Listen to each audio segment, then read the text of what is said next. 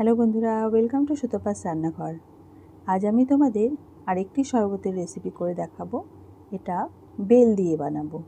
খুবই ইজি একটা রেসিপি, কিন্তু অত্যন্ত সুস্বাদু খেতে হয়। তাহলে চলো রেসিপিটা শুরু করি। এখানে আমি পাকা বেল দুখানা নিয়ে নিয়েছি।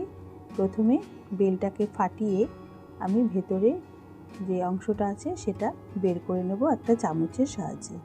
তো প্রথমে দেখো বেলটাকে এরকমভাবে ফাটিয়ে নিচ্ছি।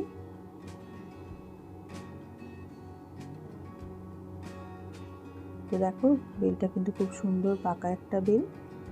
আর এইভাবে ফাটিয়ে নিয়ে ভেতর থেকে আমি চামচ দিয়ে অংশটা বের করে নেব।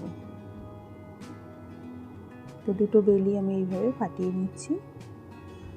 তোমরা যারা আমার চ্যানেলে নতুন বন্ধু আছো তারা অবশ্যই আমার চ্যানেলটা সাবস্ক্রাইব করে দিয়ে পাশে থাকার অনুরোধ রইল। আর যদি রেসিপিগুলো ভালো লাগে তাহলে লাইক, শেয়ার, কমেন্ট করতে ভুলো না। আর হ্যাঁ বন্ধুরা, বেল আইকনটাও অবশ্যই প্রেস করে দিও, যাতে আমি নতুন রেসিপি দিলে তোমাদের কাছে আপডেটটা চলে যায়।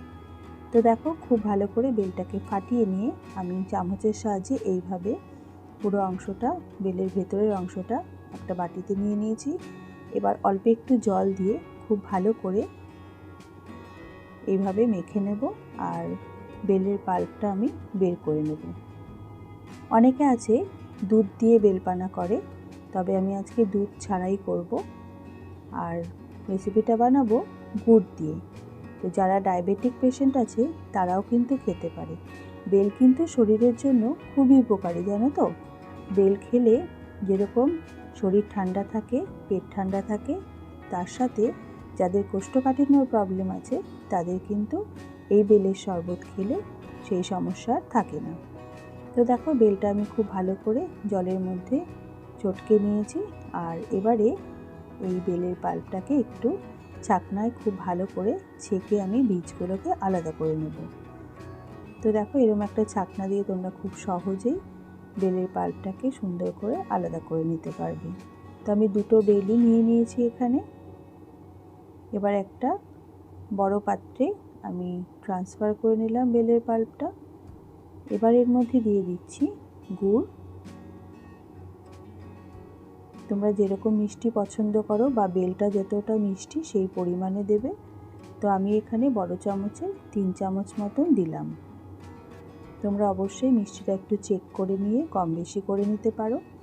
এবার বেলের পাল্পের মধ্যে খুব ভালো করে গুড়টা মিশিয়ে নিচ্ছি। অনেক সময় গুড়ে অনেক ময়লা থাকে, সেক্ষেত্রে তোমরা অল্প একটু জলের মধ্যে গুড়টাকে গুলে ছেঁকে নিতে পারো। এবার একটা গন্ধলেবুর 4 ভাগের 1 ভাগ এর রসটা আমি এর মধ্যে মিশিয়ে দিলাম। এবার দিয়ে দিচ্ছি কিছুটা বরফ আর দিয়ে দিচ্ছি একটুখানি নুন। এখানে আমি নর্মাল নুনই ইউজ করেছি, তোমরা চাইলে বিট নুনও দিতে পারো। এবার খুব ভালো করে গুলে নেব। এই শরবতটা আমার কিন্তু একটু ঘন ভালো লাগে। তোমরা চাইলে কনসিস্টেন্সি পাতলা বা মোটা তোমাদের ইচ্ছে মতো রাখতে পারো। তো আমি এরকম একটু ভারী রেখেছি, আমার এটা খেতেই বেশি ভালো লাগে। তো দেখলে তো কত ইজি একটা রেসিপি তোমাদের সাথে আজকে শেয়ার করলাম। তোমরা অবশ্যই এইভাবে বানিয়ে খেয়ে দেখো, আশা করি তোমাদের খুবই ভালো লাগবে। আজ তাহলে এই পর্যন্তই, ধন্যবাদ।